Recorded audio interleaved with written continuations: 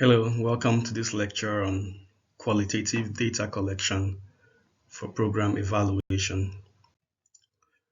At the end of the lecture, you should be able to describe data collection in qualitative research and, explain the concepts of reliability and validity with respect to qualitative research.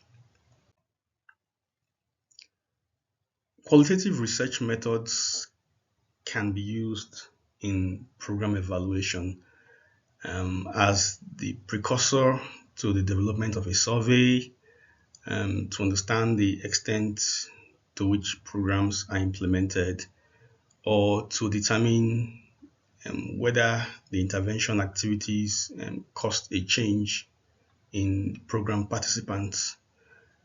They can be used to understand the context of the initiative and to identify the theory on which the program was developed.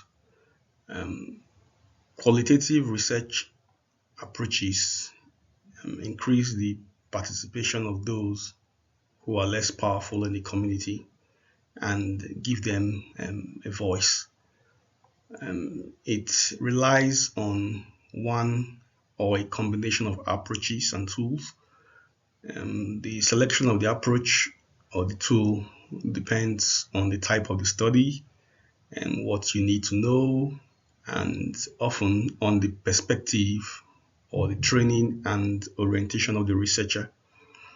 So a project can change considerably with the input of an ethnographic perspective from a cultural anthropologist. In public health program evaluation, although all quality research approaches are used to a greater or lesser degree, the tools that have largely been adopted are case studies, focus group discussions, individual interviews, participants and non-participant observations, drawing on the art and science of ethnography, and record reviews.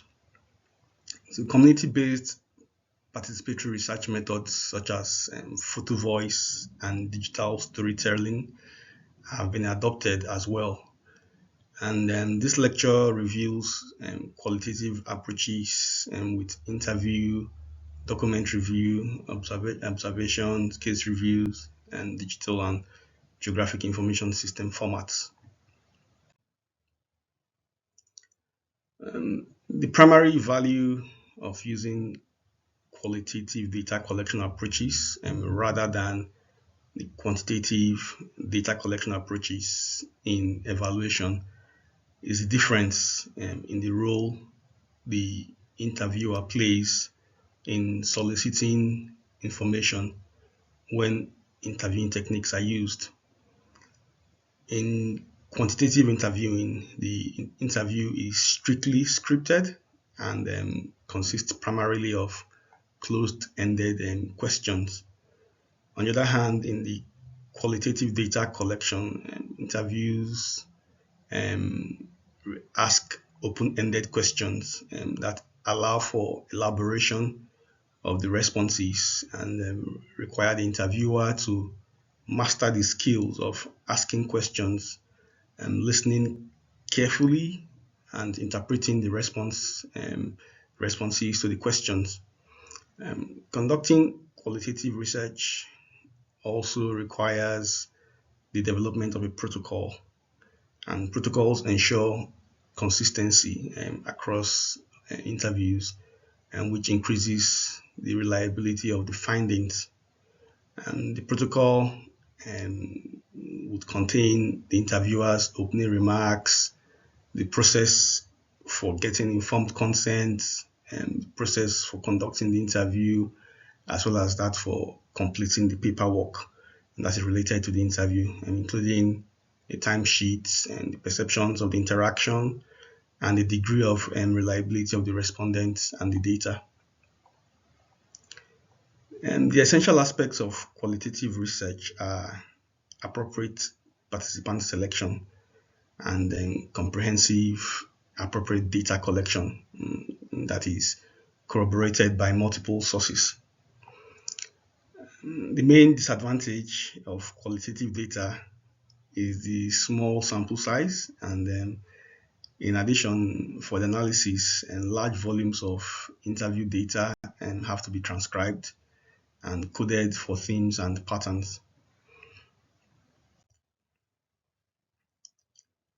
Most qualitative researchers will reject any sort of framework for validity that assumes that realities can be judged as true or false, as you would as is obtainable in quantitative research.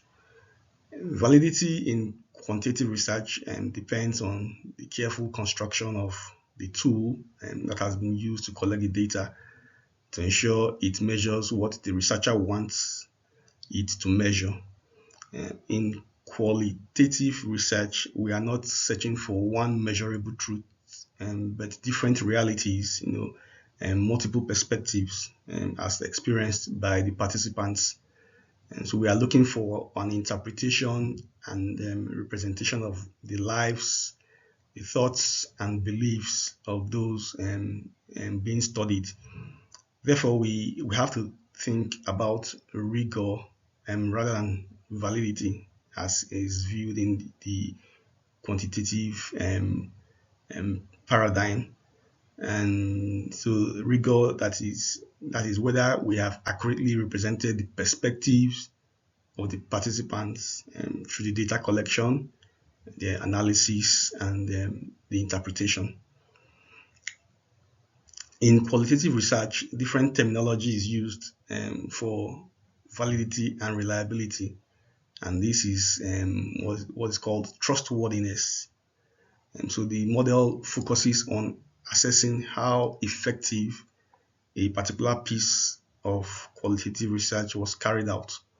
And this is judged by four criteria: credibility, transferability, dependability, and confirmability. And each criterion contains a means of assessing the extent to which it is met within a piece of research. So credibility refers to establishing that the results of qualitative research are believable, especially from the perspective of the participants in the research. And the range of techniques can be used to achieve this. But the three referred to the most are member checking or respondent validation, and negative or deviant case analysis, and triangulation. Transferability is concerned with the extent to which results of qualitative study can be transferred or inferred to other contexts or similar groups. And transferability, however, is not an aim of qualitative research. Um, Studies are normally specific to the context and the particular participants that are chosen, and thus the findings are not usually expected to be transferable. And so writers about this point point out that whether the data are transferable or not rests with the research user and not the researcher. To enable this, researchers are responsible for providing sufficient contextual information for the research user to make a judgment about whether the research is transferable or not. And techniques to achieve this include thick descriptions and detailed audit trails of both research methods and the process of analysis. In quantitative research, you might ask, would the research findings be replicated if the study were repeated with similar participants in a similar context? And so the qualitative paradigm accepts unstable and multiple social contexts, and which means that you cannot measure the same thing twice and expect to get the same results. And thus, dependability emphasizes the need for the researcher to account for unstable social context and within which the research occurs, and the ways these changes affect how the research was approached. And techniques to achieve this include detailed audit trails, thick description, triangulation, member checking, and flexibility in research design and methods. Conformability, perhaps the most difficult criterion, refers to the degree to which results could be confirmed or corroborated by others. As qualitative research is based on the what is called the interpretative epistemology, and we would not expect exactly the same results from different researchers, but we might reasonably assume a degree of similarity.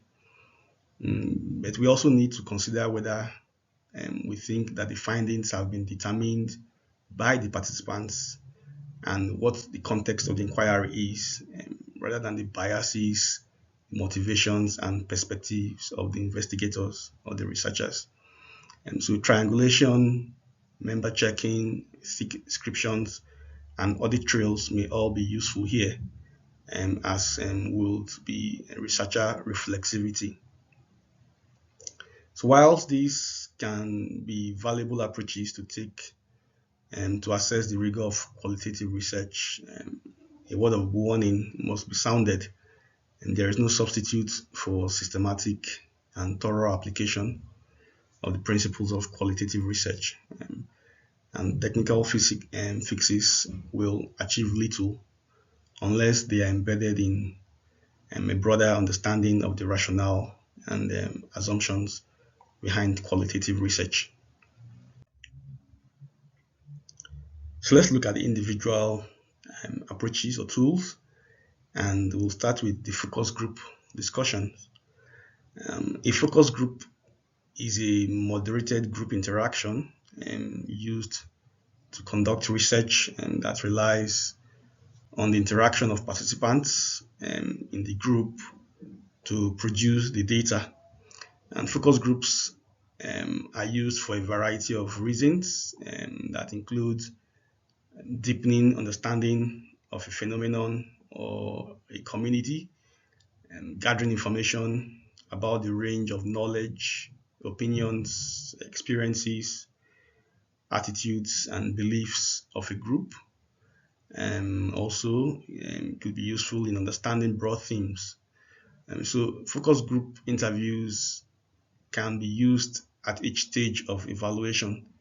The focus group interview is a structured process conducted by a trained facilitator who utilizes open-ended questions to solicit information in a face-to-face format. And participants in the focus group inform the research and provide data on topics of which they have a personal or professional understanding. Telephone and computer facilitated focus groups have been used by academic researchers to reach dispersed population groups and to provide anonymity to the respondents. So in focus group discussions, 6 to 8 individuals are purposefully selected to participate in the interview, in the discussion. And the specific purposes are to gather information, uncover perspectives, and elicit the factors that influence opinions, motivations, or behavior. In some research and across world cultures, gender or other homogeneity in the group is critically important to consider. And homogeneity is probably more important with regard to socioeconomic status than it is to race or ethnicity. In some instances, a heterogeneous group may be appropriate depending on the research questions. So discussion within the group provides the intergroup checking of information which increases the validity of the data. Like other research methods, focus groups have unique characteristics. They provide rich qualitative data. They can be used to understand the phenomenon of interest more fully than surveys. Direct quotations from the interview provide powerful imagery for the reader when focus group data are reported. Limitations in using this approach for evaluation research must also be considered. Focus groups are small groups of 6 to 8 people who may not be representative of the larger population, and results may not be generalizable beyond that sample. Probability sampling from a stratified sample will increase the generalizability of the sample if the final sample is sufficiently heterogeneous, even while maintaining in-group homogeneity. It can be difficult and time-consuming to assemble focus groups also, and they also require respondents to commit to spending 1 to 2 hours in the interview.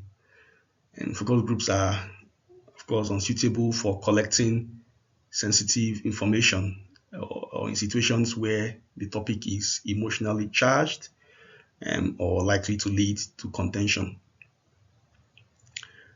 Other potentially important drawbacks of focus group methods include the strong possibility that the moderator could bias the discussion, and the difficulty of separating individual viewpoints from the collective group viewpoint.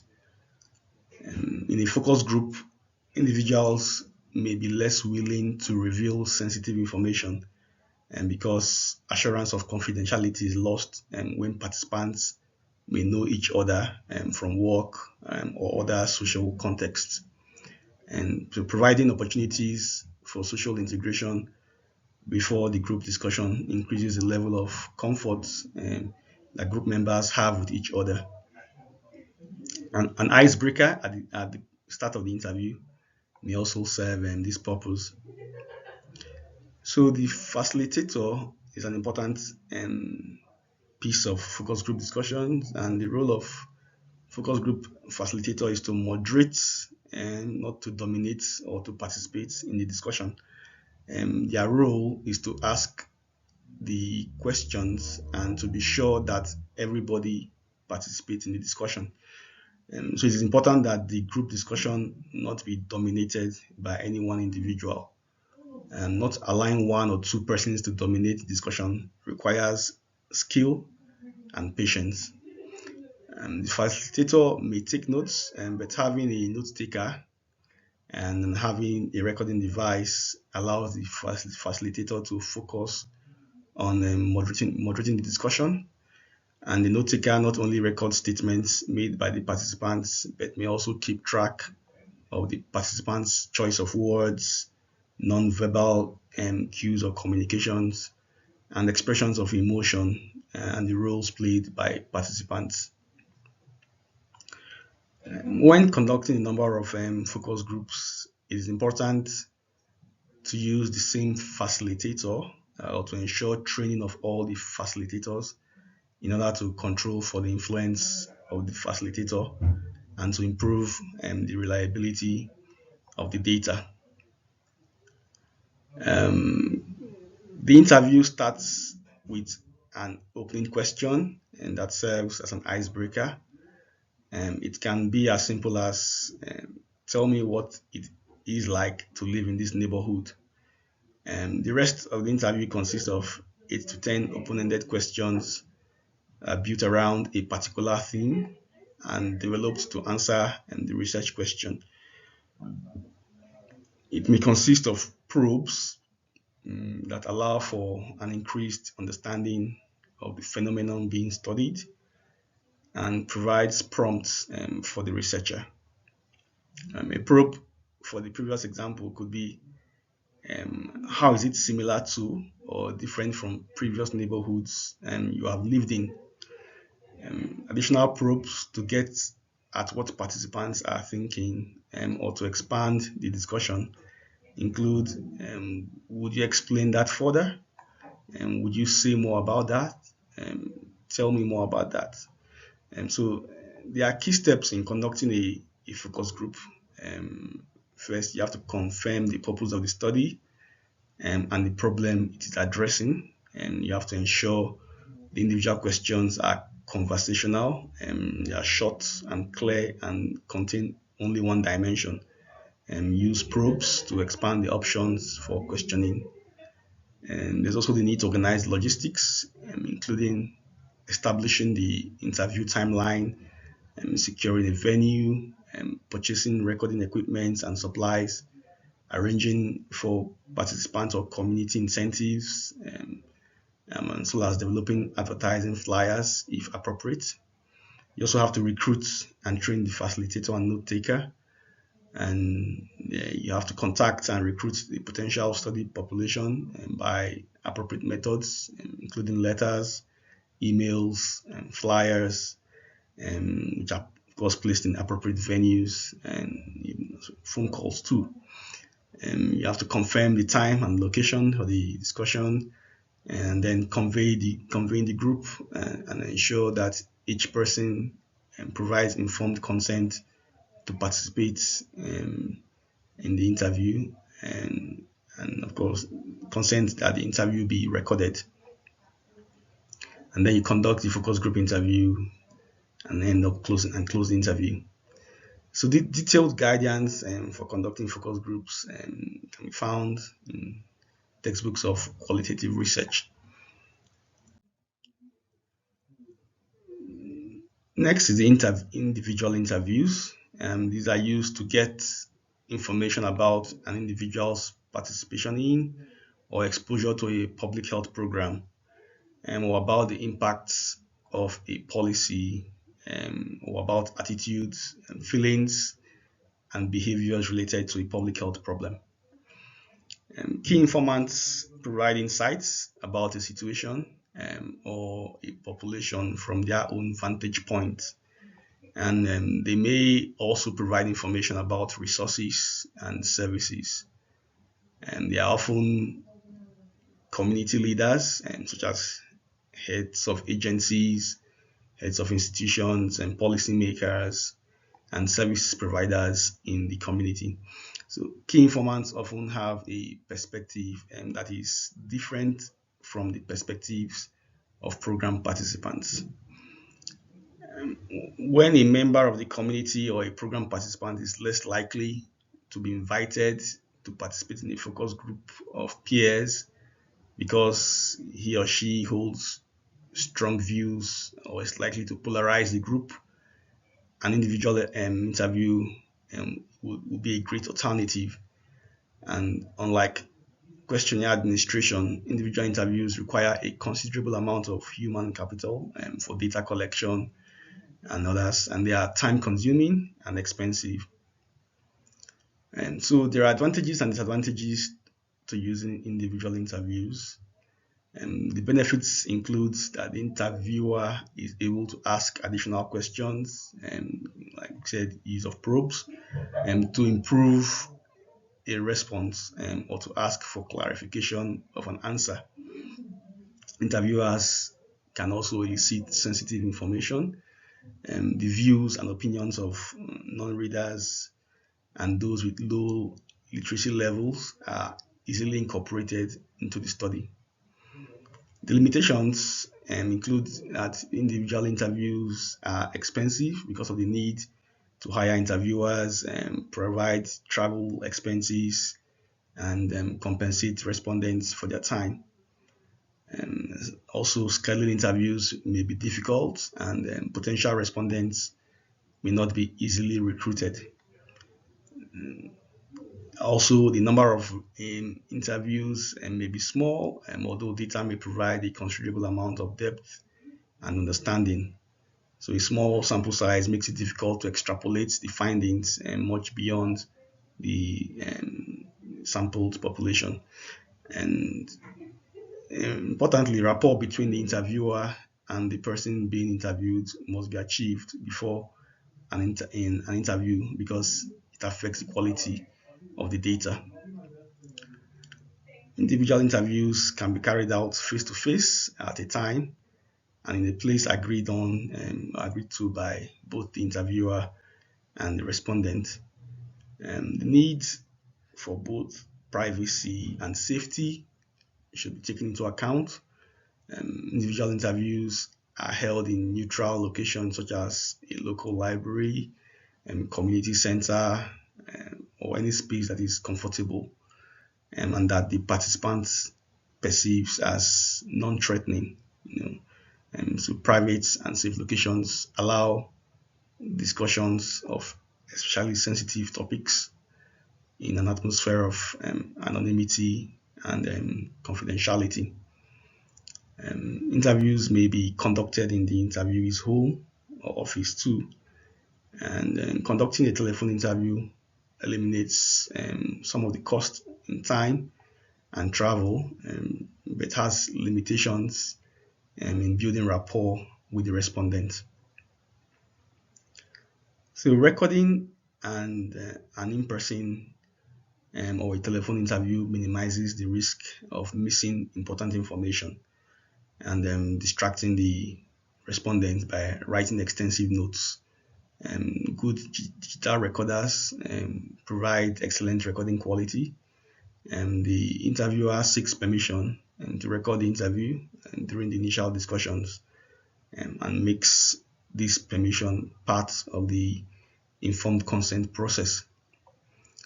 Permission is usually granted if a clear explanation is given, such as it is important that this interview be recorded so that I can listen to you and not be distracted by taking notes, and also to be sure I don't miss anything you say.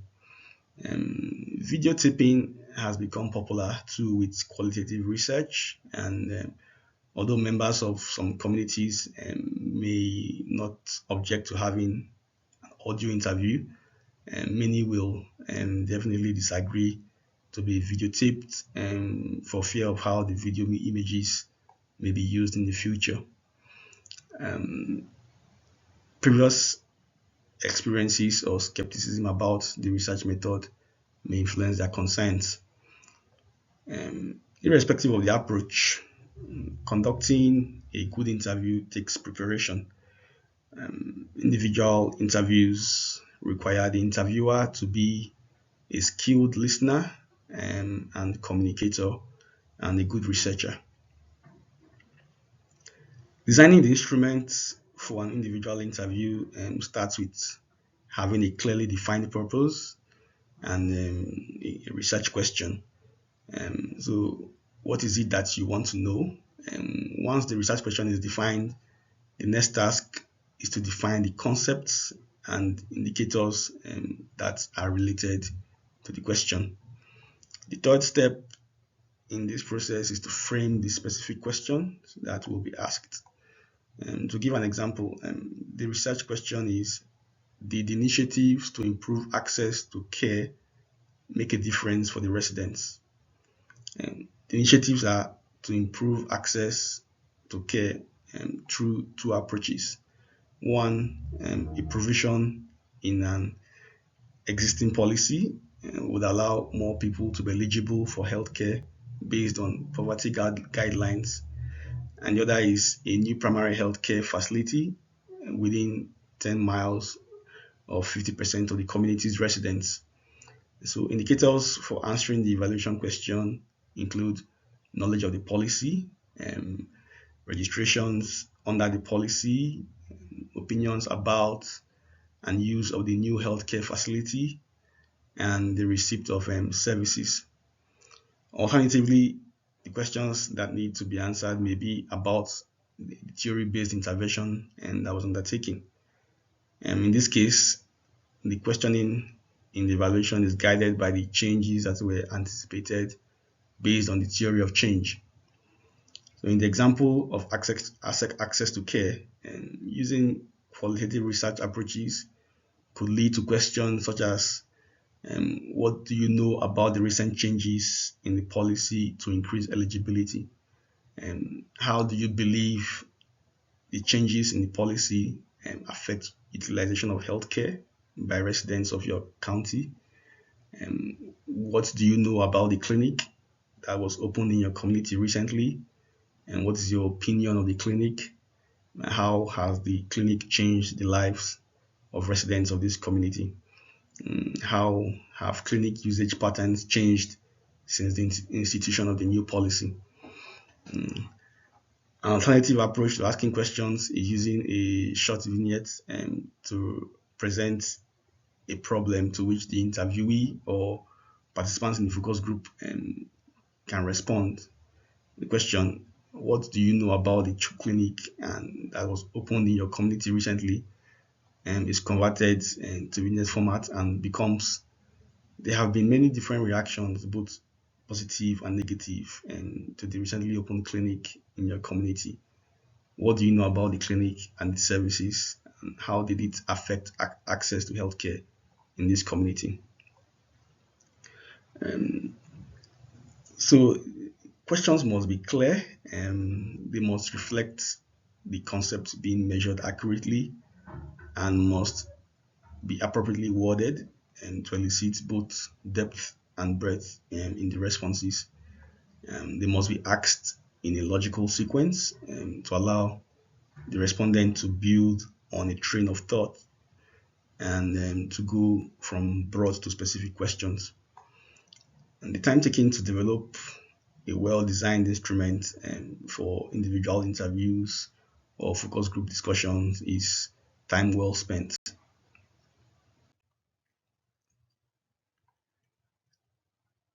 The number of focus groups and individual interviews that are conducted and may be prescribed by the research questions and the number of groups and individuals across whom the data are to be compared.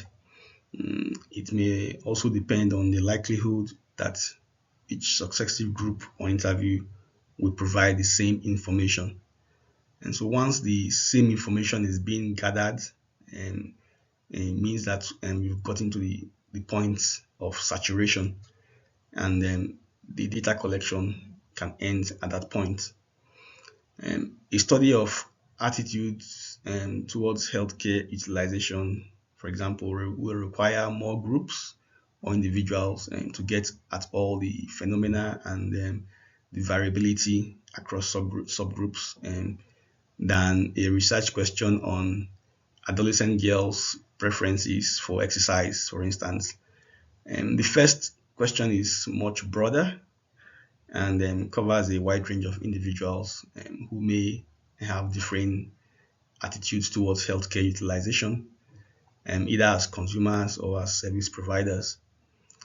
On the other hand, the second question on adolescent girls is more focused and conceivably has less variability, and therefore saturation is likely to be reached sooner. Although interviews are generally conducted only once and with any one group or individual during a single research study, the same group or individual may be interviewed in follow-up conversations if the phenomena or situation changes or in the conduct of case studies. An important concept to note is appreciative inquiry. This is a specific use of interviewing skills in evaluation. It is defined as a group of processes that inquires into, identifies, and further develops the best of what is in organizations in order to create a better future. So appreciative inquiry is implemented in 4 phases: inquire, imagine, innovate, and implement. The inquire and imagine phases are most applicable to the data collection phase of evaluation. An individual, paired, or group individual technique is used with a storytelling approach to obtain information on experiences that are most representative of a participant's pride in being part of the initiative, and what participants value most about themselves and the program, the processes, and the successes. 3 things participants especially wish for the program, and recommendations for improving outcomes. In the inquire phase, respondents are asked specifically to think back on their experience and tell a story. For example, think back on your experience in the workshop and tell me about a moment when you felt that a program or activity was working particularly well, and so well that it helped you learn, understand the content in a way that was exciting or inspiring. And what was it that made it so effective, and what value did you add um, to the workshop? If the entire workshop were designed to be this clear, interesting, and engaging, what three wishes would you offer the workshop designers to make this possible? So, the stories obtained during this process define success, how well the organization systems work, and how participants experience the initiative. The stories allow for a shared understanding and clarification of the program's culture. The imagine phase encourages participants to provide information that helps frame the recommendations. The innovate phase produces concrete steps for improving the initiative and shaping systems and relationships differently. The innovate phase moves the initiative toward making changes if necessary. And given the wide range of questions in this approach, it may be used to answer process as well as outcome evaluation questions. Another qualitative approach is document and record review. And this is especially important in process evaluation when the evaluation questions focus on whether the initiative is being implemented as planned, and who the participants were or are. It may also be important in outcome evaluation.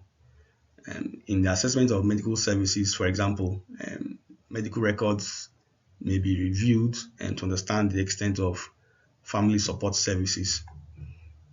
Case reviews may be conducted to assess the use of referrals and utilization of services. The documents reviewed for assessing program implementation can include the plan for the initiative to determine the extent to which the plan was implemented as stated, and the existing needs assessment data and reports to understand the sociocultural, economic, and epidemiological foundations of the program, minutes of board, executive committee, and ad hoc committee meetings, which will be useful to understand various aspects of program implementation and the actions taken, as well as ad hoc reports that may have been produced. Meeting and training logs of participation in initiative, logs of program implementation, and any changes in implementation that occurred over time. Photographs and videos that provide evidence of decisions made, actions taken, and the level of participation. You could also review training curricula and teaching and learning resources for training program beneficiaries and providers. The observation approach as a complement to qualitative or quantitative research approaches is an important tool for evaluation. Observations may be made about behaviors, relationships, physical structures, conditions, sociocultural activities, and events. So it has been said that observation is the oldest and most basic source of human knowledge, from causal understanding of the everyday world to its use as a systematic tool for social science. Observations are conducted using two approaches, the observer as an insider and the observer as an outsider. And the more often used approach in evaluation is the unobtrusive observer as outsider. The observational approach is used to understand or to determine an outcome through observing its occurrence. Alternatively, it may be used to assess the implementation of an initiative and provide information during process or outcome evaluation. In answering this research question, did initiatives improve access to care for residents? The evaluators may choose to observe particular utilization events, such as the reception and treatment of a subgroup of the population that usually experiences discrimination when requiring care.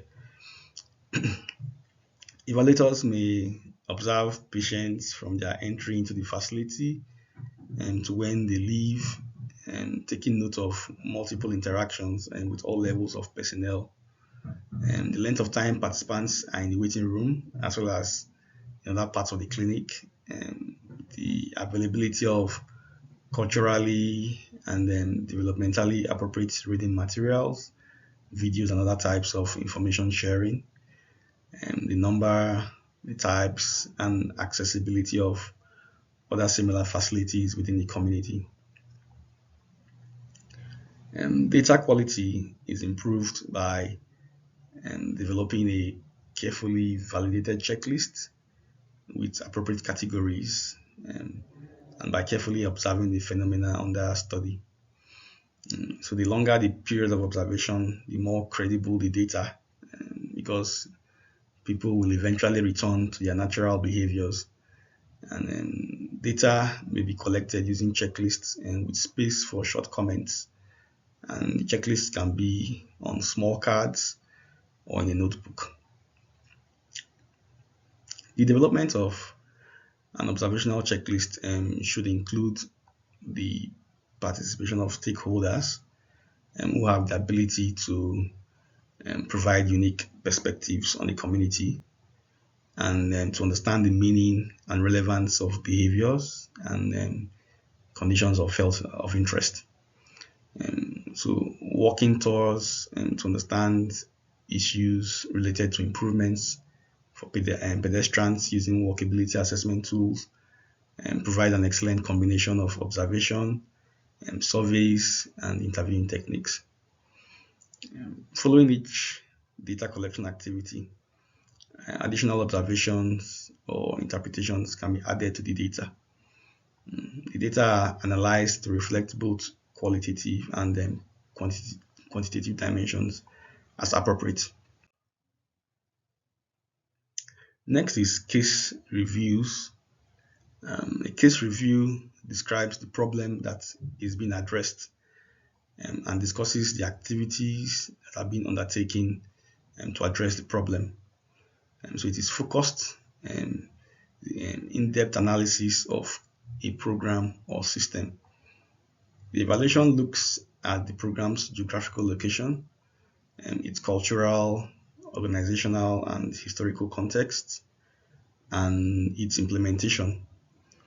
So its primary purpose is to describe a program in specific and illuminative terms. In addition, it makes recommendations for future actions. And case reviews can be used for evaluating initiatives and providing a complete understanding of what happened and why it happened. And it focuses on the question, what is the program and how does it work? So because an individual case review is not generalizable, a group of programs that address a similar problem may be used together to develop a theoretical framework for addressing a problem. The sources of information for case reviews include agency reports, key informants and focus group data, observations, site visits, activity monitoring reports, and project documents. In addition, case review evaluation may include digital data collection approaches, such as photo voice and digital storytelling.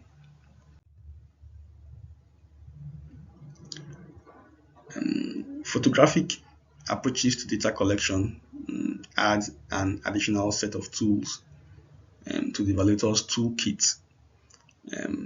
Alternative approaches to interviewing include using photographs and other artifacts to stimulate discussion and to create meaning about an issue. These techniques lend themselves to the active participation of multiple stakeholders. Like other qualitative approaches, these methods allow the participation and input of less powerful members of the community. And so one approach is to present one or more photographs or other visual aids to a group or an individual, and then facilitate a discussion of what the photograph or artifact means to them using a series of reflective questions. The alternative photo voice technique allows community members to be active participants in documenting their observations and in using photography to elicit emotions, feelings, and insight, and in sharing their own worldviews. Um, Cameras are given to participants so that they can present their community and environment in visual form and discuss their findings in their own words. Using this approach stimulates discussion among multiple stakeholders and allows the evaluator to see the images through an alternate set of validating lenses. So photographic approaches may be applied in outcome evaluation to demonstrate changes that occur over time in the community from initiatives that leave a visible impact, and show distinct physical changes. So before and after photographs or videos may be used to show changes in lighting, for example, to improve safety in a community, or improvement in the structures in a park, or the roads to increase physical activity. And so changes in conditions such as those that preserve or improve social environment may also be presented. Adapting these approaches to evaluation allows the evaluation team to identify and discuss the community's concerns before and after initiative, promote critical thinking about issues that are presented in the photographs or are represented by the artifacts, understand the values associated with initiatives undertaken in the community, and discuss the results of an initiative in graphic terms to a mixed stakeholder audience, triangulate data in assessing outcomes against the standards of the evaluation and to improve the validity of the evaluation process. The systematic collection of data requires a set of defined actions that starts with the research question and includes describing the methods, identifying the participants in the study, compiling the results of the data collection, and of course analyzing the data. So there is what is called the shared technique, which may be used to facilitate discussion in the evaluation of an initiative and to address visible changes in the community by asking these questions. What do you see in this photograph? How do the conditions in this photograph relate to your lives?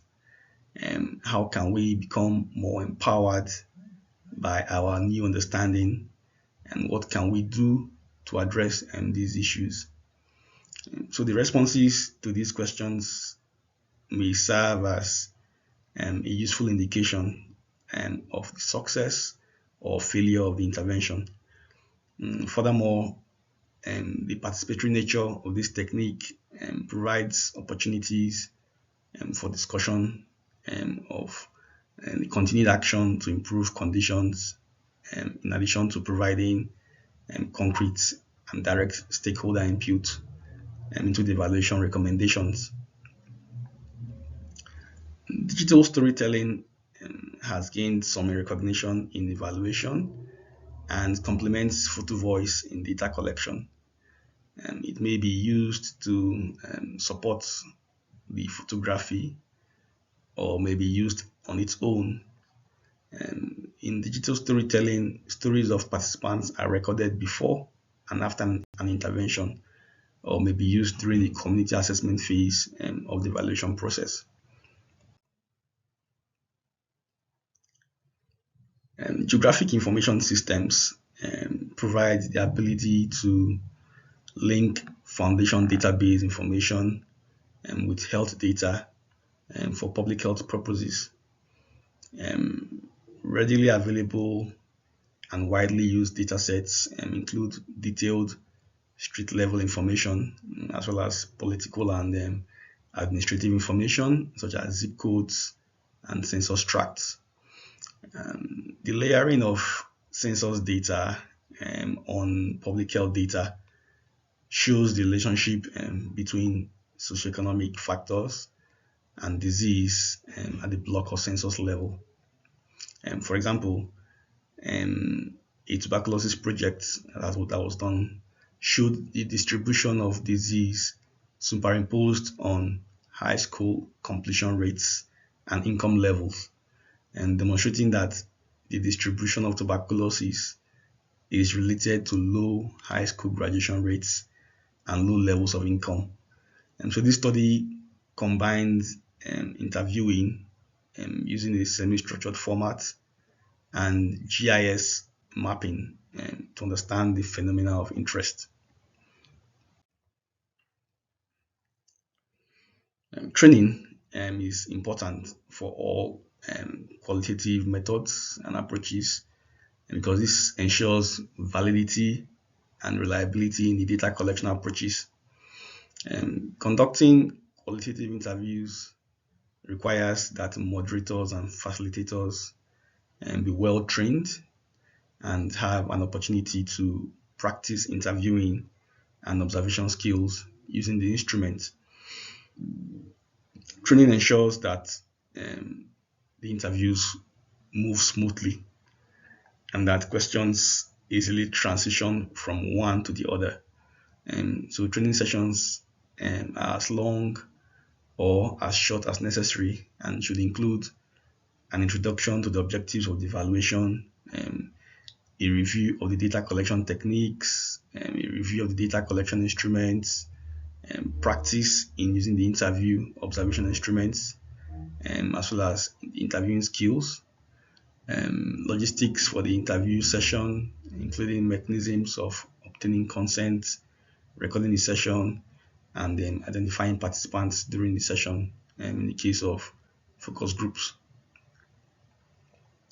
In this participatory model of evaluation, community members of the team may be data collectors for the first time. In developing the content for training, consideration must also be given to developing listening and summarizing skills. A needs assessment early in the process will provide information for the appropriate training content.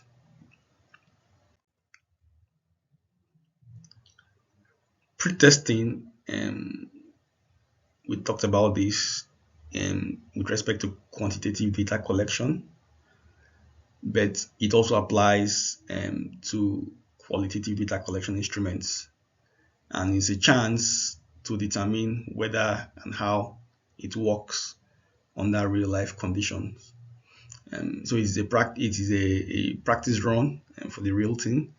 It involves the interviewer or facilitator, a note taker if there is one, and the respondents.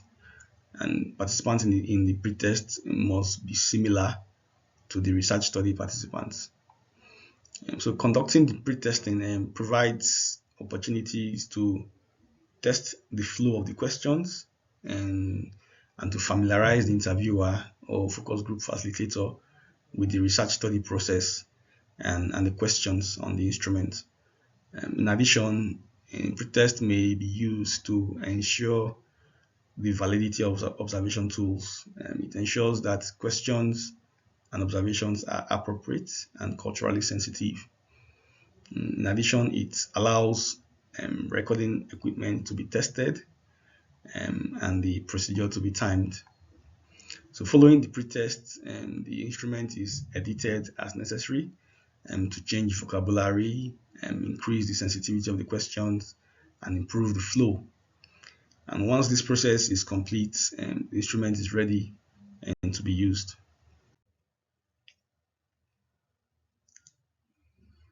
Audio recordings from focus group or individual interviews must be transcribed verbatim. Notes taking of non-verbal cues during the interview may be written in to provide the context. And transcribing qualitative data is really time consuming. If funding permits, this process can be contracted out to a transcription service. And the transcription is reviewed by one or more members of the research team against the original recordings to add any words or statements that may have been missed in order to increase the credibility of the study.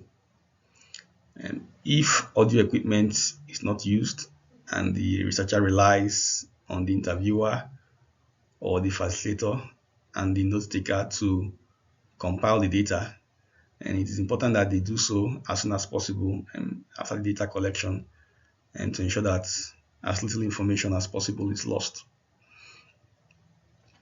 All data that are collected as part of the research study must be kept in a secure location and which is accessible only to members of the evaluation team. Access may be restricted to those working directly on the data analysis.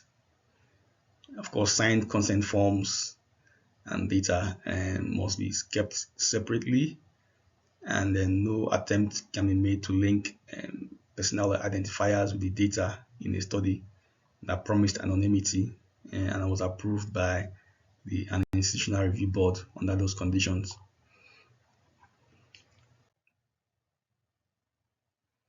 Again, as usual, we always reiterate the importance of stakeholder involvement. And so the data collection phase is traditionally the phase in which stakeholder involvement is most evident. In the participatory model for evaluation, stakeholders are part of the process and are involved in tasks from identifying the research question to drawing conclusions about the findings. So stakeholders may be trained to collect all forms of qualitative data. Their involvement supports the selection of culturally appropriate data collection approaches and the credibility of the findings. So in summary, qualitative data collection may rely on one or a combination of approaches and tools. The selection of the approach or the tool depends on the type of the study, on the type of information that needs to be collected, and often on the perspective and or training and orientation of the researcher. Qualitative research tools that have been largely adopted are case studies, focus group discussions, individual interviews, participant and non-participant observation, and drawing on the art and science of ethnography, and records reviews. Additional community-based participatory research methods include photo voice and digital storytelling. Validity and reliability are important in qualitative research, but in a different sense from the quantitative paradigm. Trustworthiness is the term used to describe validity and reliability with respect to qualitative research. This is judged by four criteria: credibility, transferability, dependability, and confirmability. The basic steps for interviews are developing the instrument, organizing the logistics and training interviewers, pre-testing the instrument, contacting potential respondents, and conducting the interview. Thanks for watching, and see you in the next lecture.